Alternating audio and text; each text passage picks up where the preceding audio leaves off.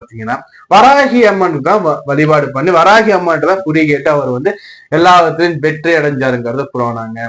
So அதனால இவர் என்ன பண்ணிருக்காருன்னா, அந்த வராகி அம்மன் உள்ள என்றான வராகி அம்மன் வழிபாடு பண்றது தனி சன்னிதானம் அங்க இருக்கு. இந்த வராகி அம்மன் பாக்குறதுக்கு பாத்தீங்கன்னா ஒரு பயங்கரமான தோற்றமாக இருந்தாலும் அந்த அம்பாள் பாத்தீங்கன்னா ஒரு குழந்தை ரூபமா உள்ளவங்க. அந்த அம்பாளோட மனது பாத்தீங்கன்னா ஒரு குழந்தையோட மனது எப்படி இருக்குமோ அது போன்ற மிகவும் சாஃப்டான அந்த அம்பாளோட மனதுங்க. அதாவது இந்த அம்பாள் பாத்தீங்கன்னா நீங்க நினைச்ச மோத்திரத்தை உங்க கூட வந்துடுவாங்க. வராகி அம்மா அண்ணா அடுத்த சகன் உங்க கூட வந்து நிற்பாங்கன்னு சொல்லக்கூடியது தலை வரலாறுங்க. அப்படிப்பட்ட மகத்துவம் வாய்ந்த வராகி அம்மன் எப்படி சார் நான் வந்து வீட்டுல வழிபாடு பண்றதுன்னா இந்த அம்பாள் வீட்டுல எளிமையா வழிபாடு பண்ணலாங்க.